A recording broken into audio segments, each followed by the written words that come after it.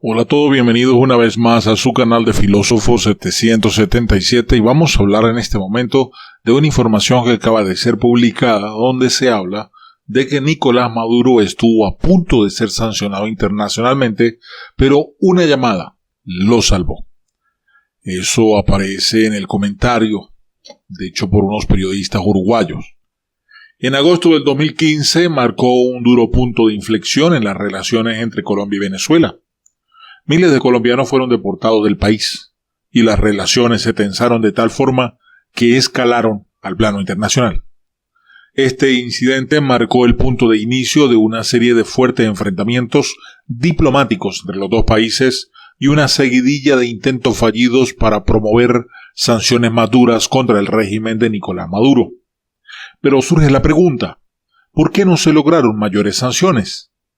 El libro de Luis Almagro no pide perdón, que fue escrito por los periodistas uruguayos Martín Natalevich y Gonzalo Ferreira, quienes hacen una aproximación a las movidas diplomáticas contra Venezuela, ofrece una respuesta de cómo el incidente de la deportación de colombianos en el año 2015 marcó la pauta de lo que han sido los intentos por sancionar a Nicolás Maduro, pero también de cómo el régimen ha logrado esquivar muchos de ellos.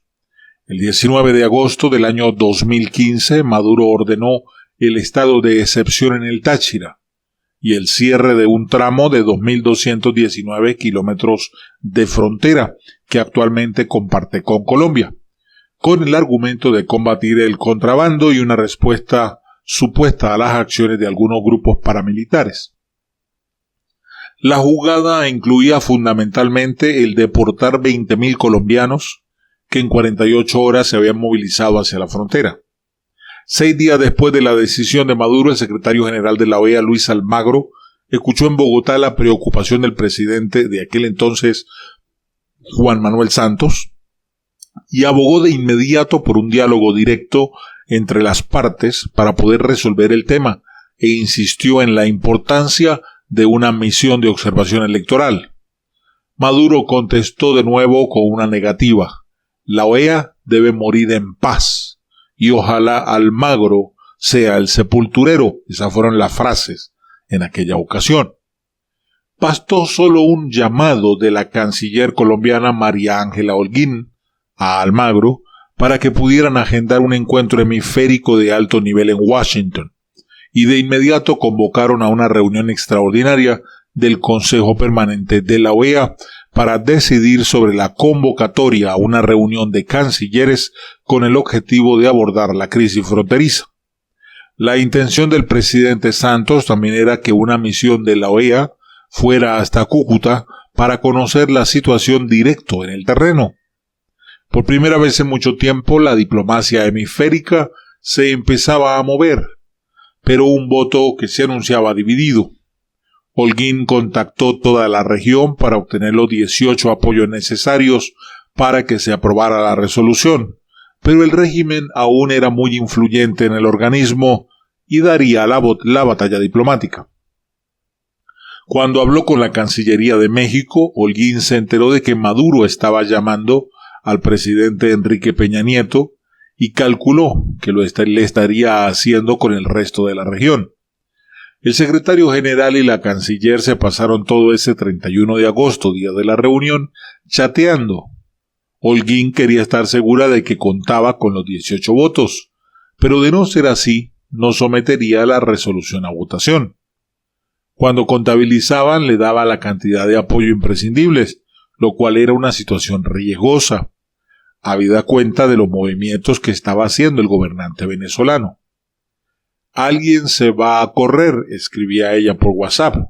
Volvieron a chequear y lo sumaron, 18 votos.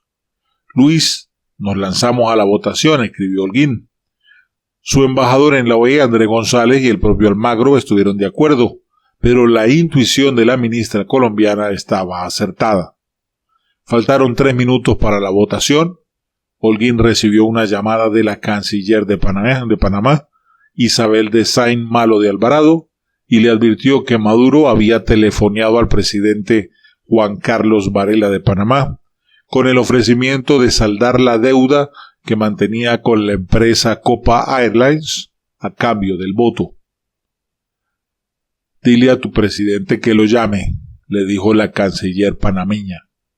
Pero ya era demasiado tarde, y a pesar de un intento de Holguín, la votación ya estaba perdida. Con todo lo que piensan de lo que es Venezuela y todo lo que ha pasado, por un llamado de Maduro, ¿es que Varela se va a correr?, le dijo Holguín, y así fue.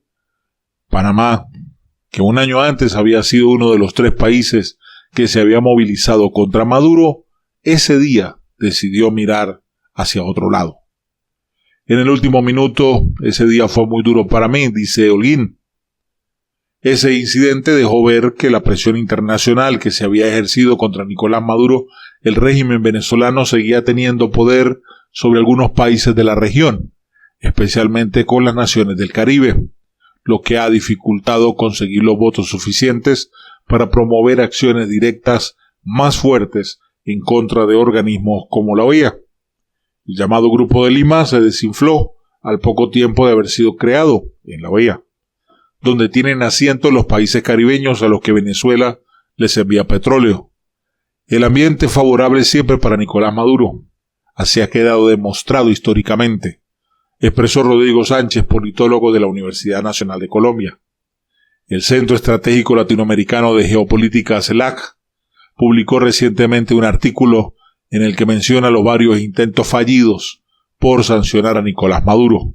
Por ejemplo, en mayo del 2016, el secretario general de la OEA, Luis Almagro, solicitó que se incorporara el pedido de la aplicación de la Carta Democrática de la OEA contra Venezuela en el orden del día de la Asamblea General de la ONU. El pedido no procedió. En junio de ese año, Almagro presentó una propuesta para aplicar la Carta Democrática directamente a Maduro. Sin embargo, no se pudo someter a votación. En el 2017 se hicieron 4 intentos más para sancionar al Bobo de Cúcuta. Tampoco dio buenos resultados. Todo esto producto de simplemente tener un buen contacto, tener una buena manipulación, ¿sí? Y por más de que se ha insistido en pedir elecciones democráticas, en todos los intentos que ha hecho la OEA, han fallado. Bien sea porque las resoluciones no se quieren someter a la votación, o porque no se aprobaron las resoluciones. En el año 2018, durante el 48º periodo ordinario de sesiones de la Asamblea General de la OEA, el 5 de junio, antes del pedido de la expulsión de Venezuela del organismo, no se alcanzaron a conseguir los 24 votos necesarios. Sin embargo, sí aprobaron la resolución. En el 2019, en la sesión extraordinaria del Consejo Permanente, se consideraron las acciones políticas que se llevarían a cabo en Venezuela después de que varias naciones de la región respaldaran la juramentación de Juan Guaidó como nuevo presidente encargado. 16 respaldaron la decisión de dar un visto bueno a Guaidó. 18 no lo aceptaron. Como no hubo mayoría, el enviado de Guaidó, Gustavo Tarré, no pudo tomar su asiento dentro de la OEA. Ese año se hicieron 3 nuevos intentos y llamados y tampoco se logró. La estrategia que ha promovido Colombia desde la llegada del presidente Iván Duque para lograr una transición democrática en Venezuela ha sido el llamado cerco diplomático, que no es otra cosa que seguir ejerciendo presión internacional, lo que ha permitido llevar a cabo acciones de alto contenido simbólico, como el masivo concierto que se convocó en la frontera de Colombia y Venezuela para facilitar la entrada de la ayuda internacional al país. A pesar de las críticas que ha recibido dicha estrategia, Maduro acumula cada vez más poder dentro de su país. Duque asegura que esto es mejor que los años de indiferencia con la situación que se vive en Venezuela. La estrategia del cerco diplomático ha permitido que más de 60 países desconocieran a Maduro, que se acelerara la investigación de la Corte Penal Internacional, que perdieran la representación dentro de la OEA y del Banco Interamericano de Desarrollo, que se le aplicaran sanciones efectivas y que se iniciaran acciones judiciales contra los soles. Ahora, si hacemos una mirada al conflicto venezolano contemporáneo, decimos lo siguiente: ¿por qué Luis Almagro es considerado por muchos venezolanos como un héroe o como un salvador? ¿Cómo fue que Luis Almagro logró poner entre las cuerdas al régimen de Nicolás Maduro desde la Secretaría General de la OEA. ¿Cuál fue su estrategia? ¿Qué herramientas usó? ¿Quiénes fueron sus aliados y cómo enfrentó a sus enemigos? Bueno, en el libro que hemos hablado del Luis Almagro no pide perdón, contesta cada una de esas preguntas, hace una aproximación a la historia del conflicto venezolano contemporáneo, a las movidas diplomáticas para buscar una transición en el país. 3 de los 19 capítulos de esa investigación periodística, para la cual los autores entrevistaron a más de 100 personas y mantuvieron 20 horas de entrevista con Almagro, están dedicados solo a la causa venezolana.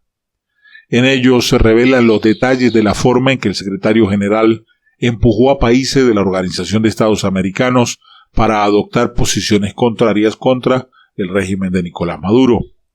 Se narra cómo él, siendo canciller de José Mujica, se opuso al ingreso de Venezuela al Mercosur en el 2012 y denunció la violación de derechos humanos en Caracas durante las misiones de la UNASUR en el 2014. Luis Almagro no pide perdón, cuenta las dificultades que tuvo Almagro para desplegar la estrategia con Venezuela durante la administración de Obama y cómo logró conectar perfectamente durante la administración de Donald Trump. En este libro aparecen muchos testimonios de múltiples actores íntimamente vinculados a la comunidad venezolana tanto en Washington como en Florida. También revisa la posición de Luis Almagro con Cuba a lo largo de su carrera y consigna su férrea oposición al régimen cubano desde la Secretaría General de la OEA, con nuevas y polémicas declaraciones. Bien, y aunque usted tuviera la impresión de que estoy tratando de venderte un libro, no es así. Sino quiero hacer hincapié a que toda la política, y yo siempre lo he dicho, toda la política es sucia. Imagínense, estar a punto de sancionarlo internacionalmente. Este le ofrece al presidente de Panamá, que tenía 3 años luchando contra él, no, yo le voy a pagar la deuda que tengo contra la aerolínea, y listo, cambiaron el voto. El voto decisivo se volteó. No fue sancionado internacionalmente por pagar una deuda. O sea, desgraciado presidente panameño, te jodiste en los venezolanos por plata. Por plata que no iba a tu bolsillo, sino para una aerolínea. Plata que se lo hubiese pagado a Estados Unidos o cualquier otro. Pero por unos reales nos jodiste a todos. Impresionante, ¿verdad? Y ustedes todavía dicen que no se está haciendo nada. Ahí les dejo la información. Dime qué opinas al respecto después de haber escuchado toda esta trama de los embajadores, los cancilleres haciendo por nosotros y tomando decisiones por nosotros. Dime qué opinas. Si piensas lo mismo que yo pienso del presidente de Panamá y de la canciller de Panamá. Tú me dices. Un abrazo, bendiciones.